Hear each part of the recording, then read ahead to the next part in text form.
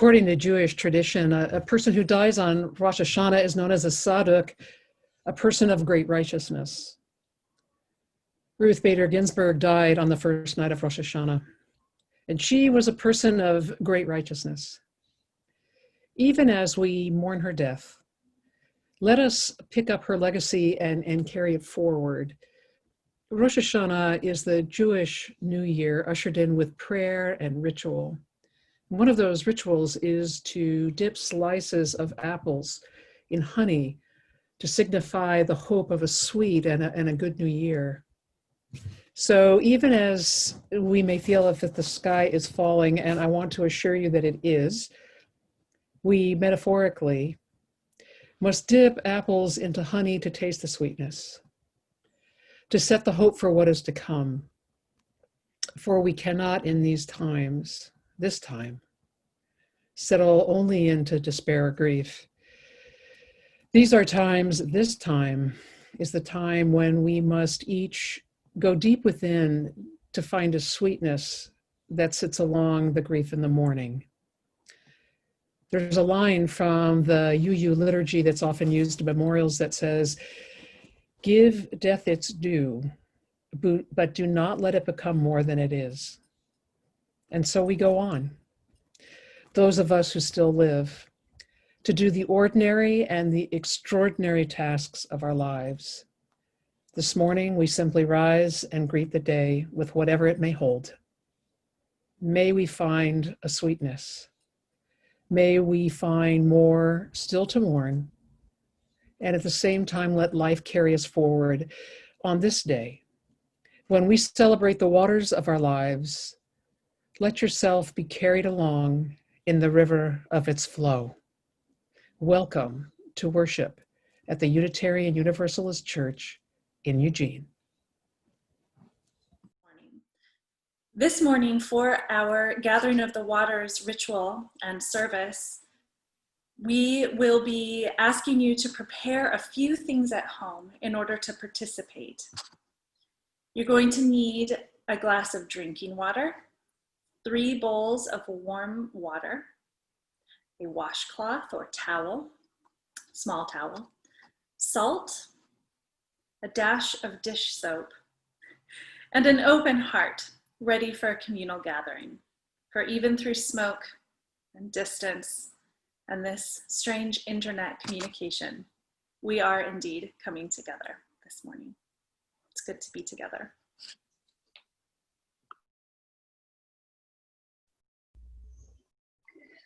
We are a scattering of peoples, made one in our gathering. We have tasted the waters of taps and hoses and spigots.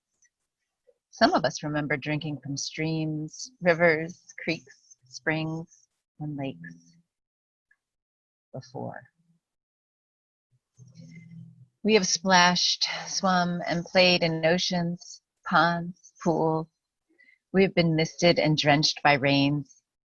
We have been cleansed from waters in buckets, from shower heads, in tubs, pots, sinks.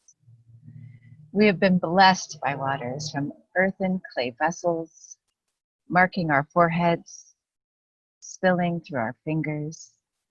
We have been formed, carried, held, given life by waters. And so we have come, the scattering of peoples, made one in our gathering, to celebrate the waters of our lives.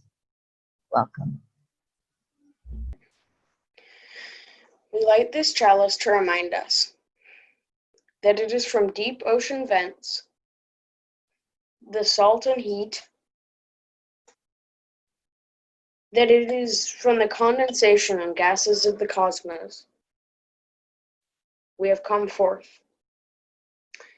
and from the waters of life we are born.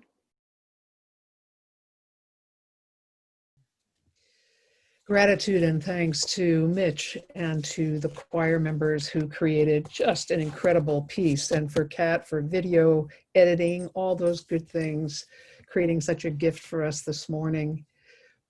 You know, water is precious across cultures and religious traditions, and it's also sacred across cultures and religious traditions.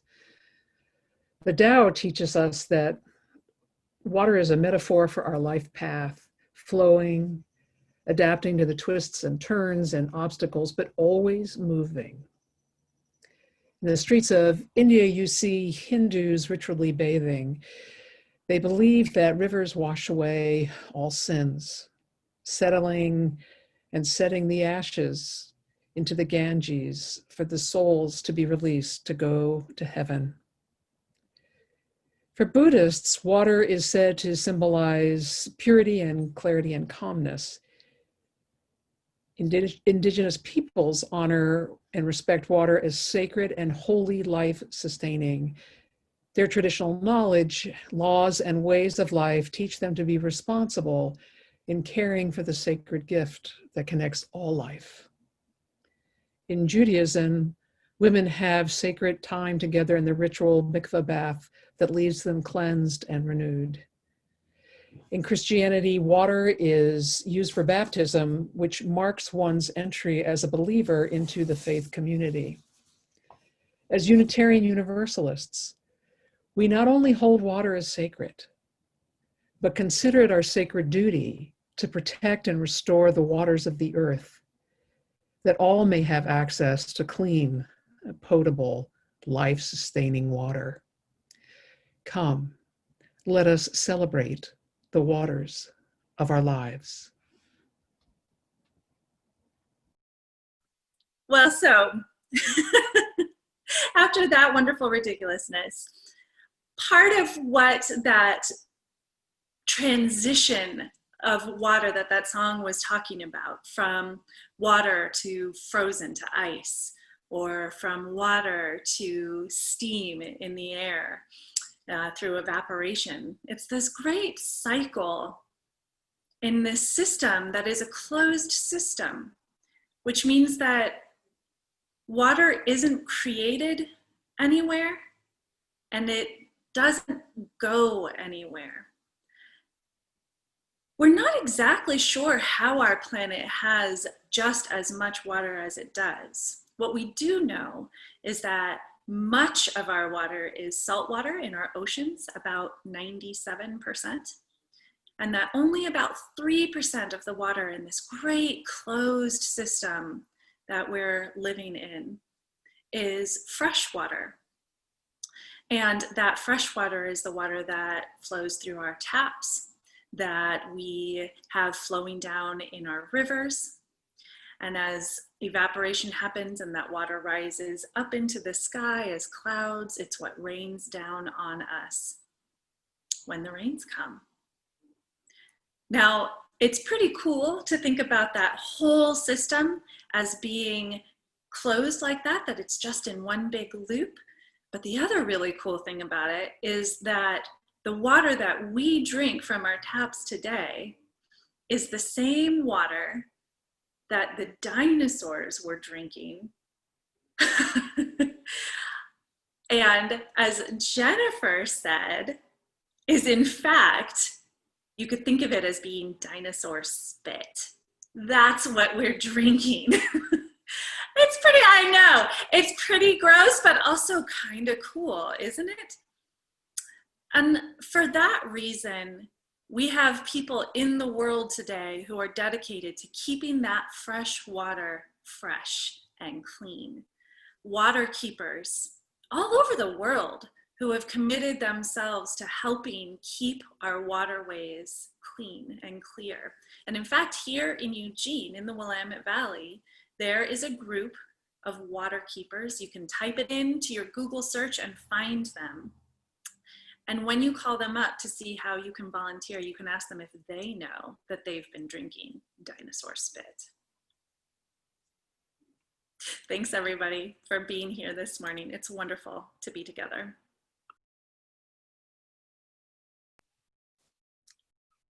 Water. It cleanses, it nourishes, it blesses, it makes sacred. It is drawn up in leafy growing things. It is lapped, slobbered, drunk, pawed, sucked, sipped, gulped, splattered, guzzled, spit, savored by all manner of creature. We humans drink it, play in it, wash in it, luxuriate in it, ride it, sail it, paddle it, swim in it, grow all of our food with it, attempt to tame it, fight over it, deposit it, despoil it. Without it, our bodies wither. Without it, our spirits enter drought. Water is life. Water and breath lubricate and animate our bodies, frames strung upon bone within flesh. Water runs, wearing at and cutting the earth, shaping canyons deep, underground caves, mountains, and lands.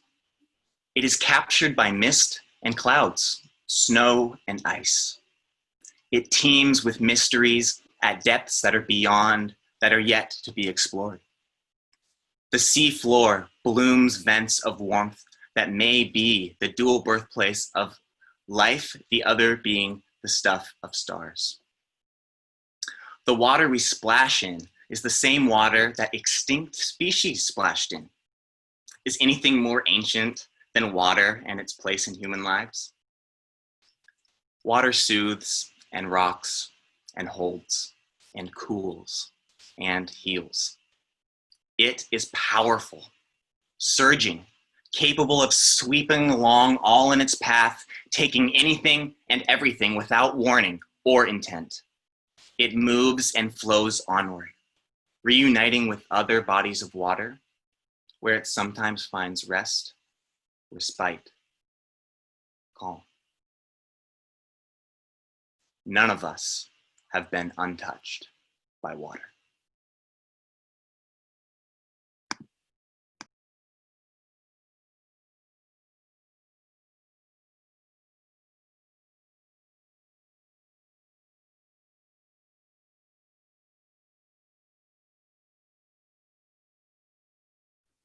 You need to unmute yourself. I do. Thank you. Rolling in the buoyancy of salted waves, lifted up and held securely like that hand under your back of the one who is teaching you how to float. As you ride that buoyancy, the impact of the wear of years on the body is gone. And what remains, an incredible calmness of being. Your head under, in a clarity of blue water, grounded by white sand, something calls to you. Your mind makes up stories about what it could be, and then lands with astonishment. The whales are sounding. Those rapids eat boats, drown people every year.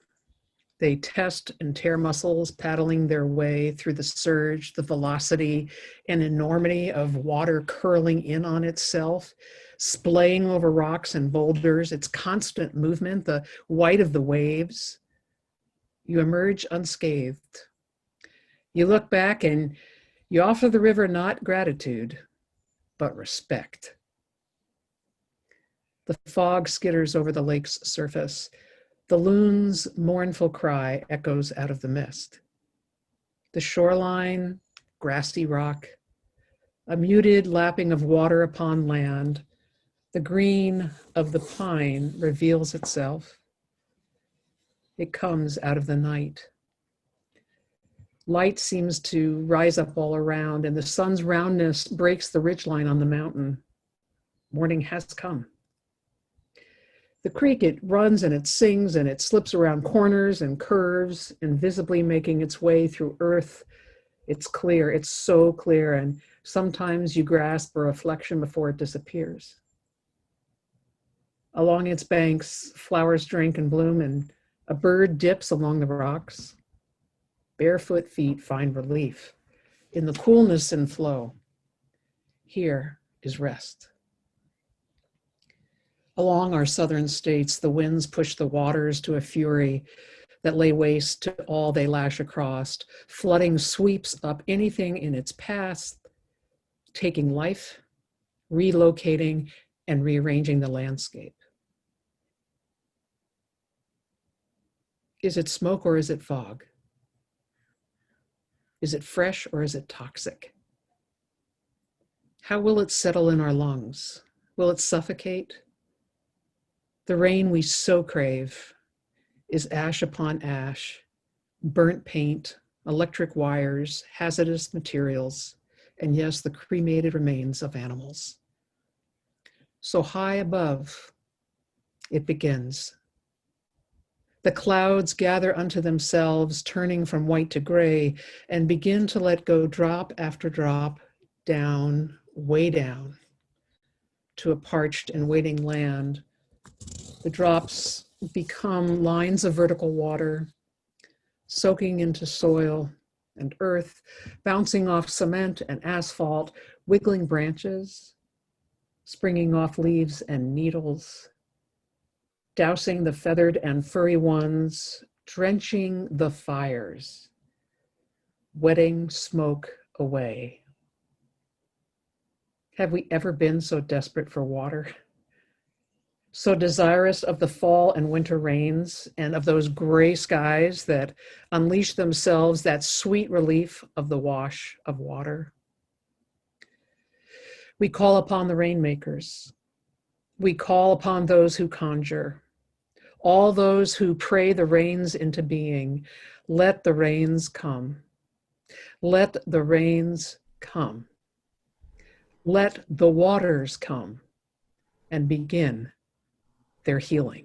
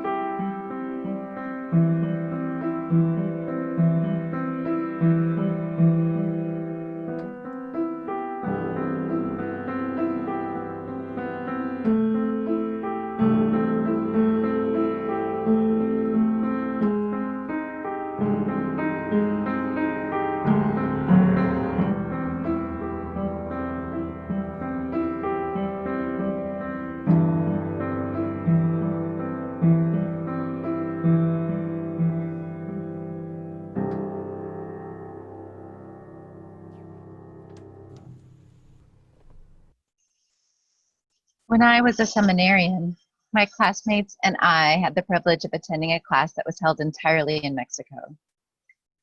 While there, we were cautioned to not even brush our teeth with the tap water, bottle water only for everything.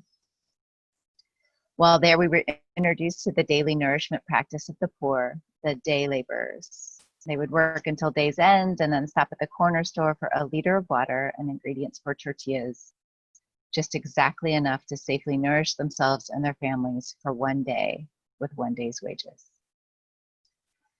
Coca-Cola came to Mexico, observed the prices for the liters of water, and initially made the price of a liter of cola lower than the liter of water. Marketing came that introduced Coca-Cola as water with yummy flavoring, and families switched. It was cheaper after all. The formula for Coca-Cola in Mexico was not regulated by any Food and Drug Administration. Coca-Cola's Mexican formula had significantly higher levels of both caffeine and sugar than are allowed here. Once the people were hooked, Coca-Cola raised the prices. And now a liter of Coke was a higher price than a liter of water. Our instructor then told us about Coca-Cola in India, where this worldwide company bought land and freshwater streams and then fenced off the streams so that the poor locals there could not get to the water upon which generations of Indians had relied for daily life. Water, when lost to us, can be devastating. It can be everything. We are water. Water is life. Protecting the water is protecting all life. When I was a child, my favorite church day of the year was called Maundy Thursday. This is always the Thursday of Holy Week, or the week leading up to Easter Sunday. Maundy is the Latin word for holy. It's interesting to me, this week in the Christian calendar has days with so many names. It opens with Palm Sunday, when the Jewish leader of the Love Rebellion, Jesus of Nazareth, entered a town where the Roman government had plans to quash his rebellion, to keep those on the margins still marginalized, to keep oppressing those who are oppressed. This might sound a little too familiar. On Maundy Thursday, or Holy Thursday, when I was a child, the minister in my church would bow low and reenact Jesus's act of love. The loving act of taking water and removing the dust, grime, maybe even ash from the feet of his friends. The other hard-working actors in the Love Rebellion was tender, personal. And when I experienced the ritual personally, I felt somewhat rebellious myself. It's interesting to me also that the only other day of the Christian Holy Week that has the word holy attributed to a day is Saturday of that week. Holy Saturday, the day made holy by waiting. We too are waiting for the Love Rebellion to reach its crescendo, its high point in the wave of water for which we wait eagerly. Waiting to be quenched, waiting for holy water.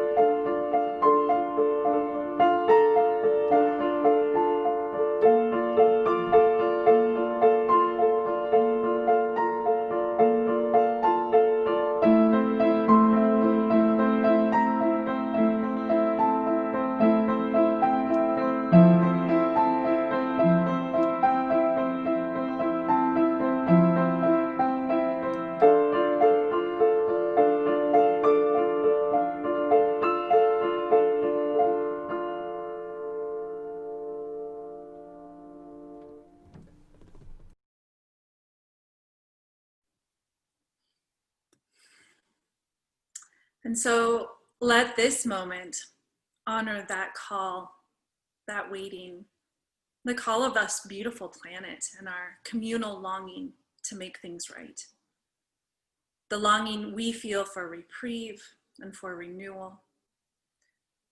I invite us to allow this ritual moment that we will soon enter into to reflect the experience of those first few drops of rain we got just a few days ago, that deluge that then showered us with a promise that the fires will cease. Now, due to the qualities of hydrogen bonding, water, or H2O, is considered to be a sticky molecule. This means that it sticks to itself and it sticks to other molecules like it. It's what allows water to bead up and accounts for the water tension on the skin of water, allowing water to become dewdrops that reflect the world back to us. I would invite us to consider the biological fact of stickiness as a spiritual metaphor, the kind of longing that we have to feel that call, that being reunited. And this longing that water feels for itself is also what allows it to move through flowers and through trees, upward through xylem and downward through phloem, those stomatic cellular pulses or breathing of the plants that creates that movement, an echo of maybe chains of linked arms pulling water upward toward the light, making sweetness and nourishment for the good of the plant, for the whole of the planet. Held within larger bodies, water calls to and reaches out for one another, bringing tributaries together in ever larger streams that are drawn to rivers, to ocean, to cloud, to sky. And that stickiness, that longing, it lives here in us too. We are, after all, almost 60% water. Our body's foundational stuff is of the nature to come together, to form in rivers, and to move in tides. It is of the nature to nourish, to bring together, to serve the whole. Now, water has served us, returning again and again to nourish us from the time of the dinosaurs. And so, how can we listen more closely to water? How can we learn the lessons water has to teach us? To earnestly follow that longing. I don't really have comfort to bring us this morning beyond that bare biological fact. We are of the nature to need one another. We are of the nature to move like tides, clarified with the blessings of love we bring ourselves and one another. And so I invite us now to move into our ritual time. You were invited to bring bowls and glasses of water. And so we'll settle into our space and we'll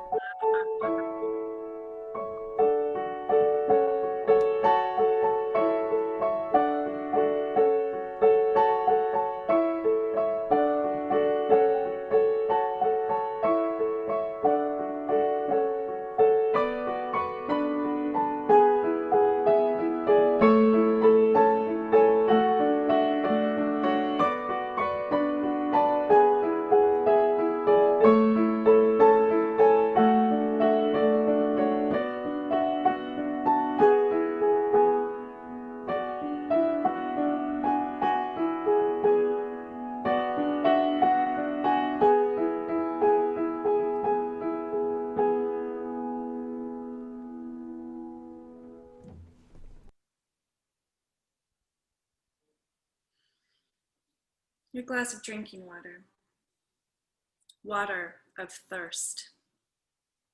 The glass holds this most precious liquid, clean, potable water.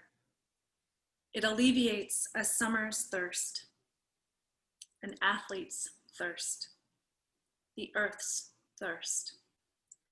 Drink it slowly and taste its tastelessness, its clarity, its wetness, its quench.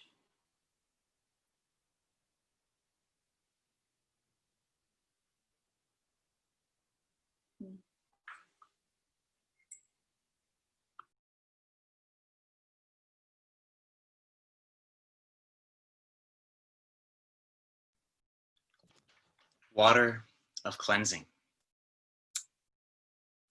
Let the water soak into whatever cloth you have.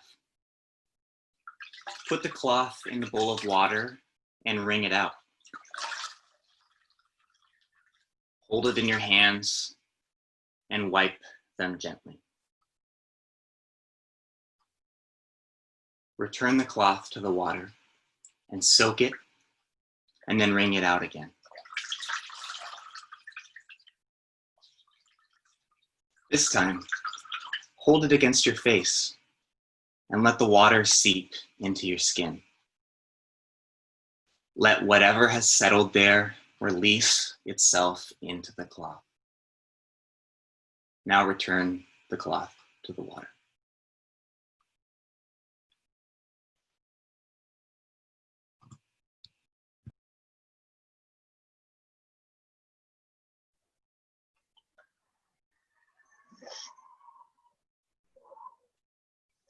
Take your next bowl of water and have your salt ready.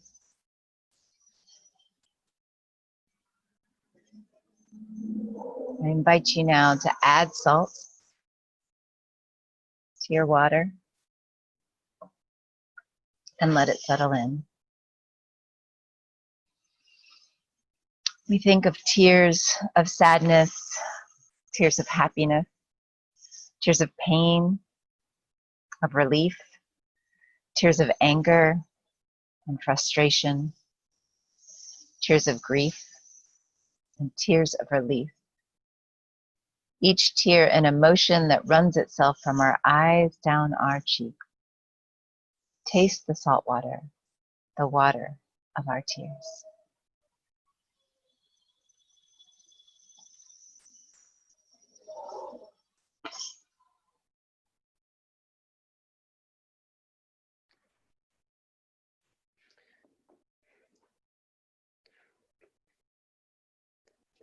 Okay. Bowl of bubbles. Add dish soap to a bowl of water.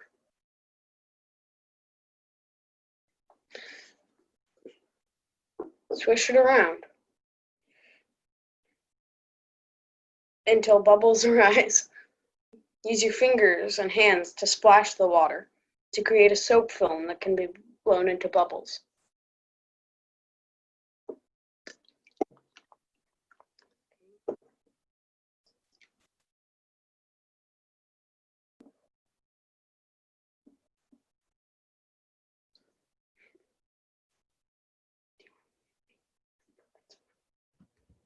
Not so much on the blowing bubbles.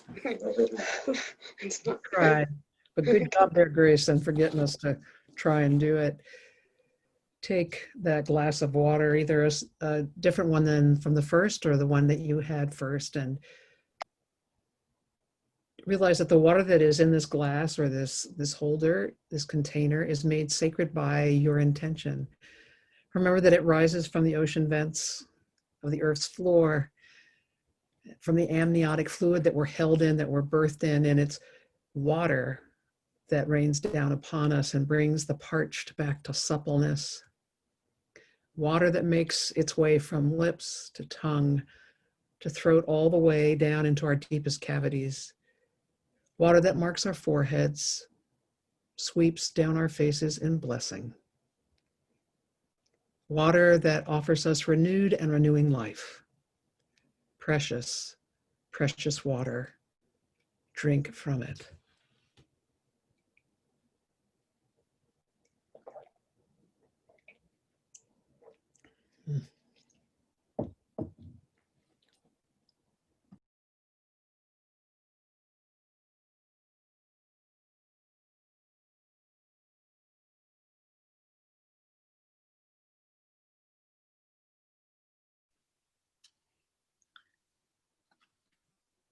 I invite us now into the gratitudes of water litany. And so for each line that I say, I will invite you to respond with the word gratitude. For the drops that find their way to the thirstiest of plants and crops. Gratitude.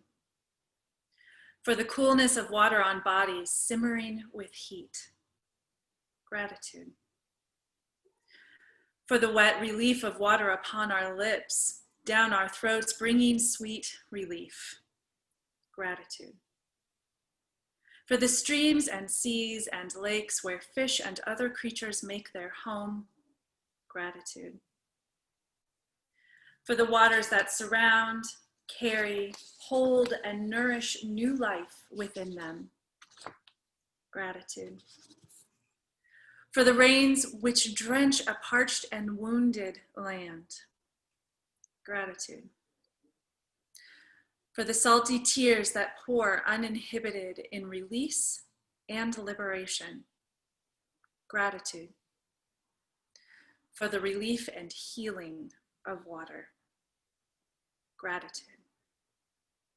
For the ritual blessings we bestow via the symbol of water. Gratitude. And for the waters of our lives, we give gratitude. Much has been lifted up in our time, and I just want to go over some of them because I just think it's important that they be a litany in and of themselves. The becoming a great grandparent, for the music, for this rain and the clear air and the ability to be able to breathe again, for memories of the first experience of realizing that water was sacred, for Ruth Bader Ginsburg, for the winds, for our youth, for the heron and the egret and waters to swim in and the opportunity to be outside, and the green willow shoots at Lassen that are coming up even after a burn. for making a hydrologist amongst us happy because of the focus on water today. In gratitude for the firefighters and the first responders, and for Dinosaur Spit, and for healing. A reminder to take nothing for granted, not the water, not the air, not the sky. Gratitude and mourning for impending sister's death. Holding up Connie Newman as she makes her way through the battle with cancer. Gratitude for the Mackenzie River itself. And for the opportunity to have children, adult children gathered for the first time. For the return home. For Jennifer. For healing. And for the chance for us to be together, even if it is from the remove of Zoom. Hold one another for this week to come until we meet again.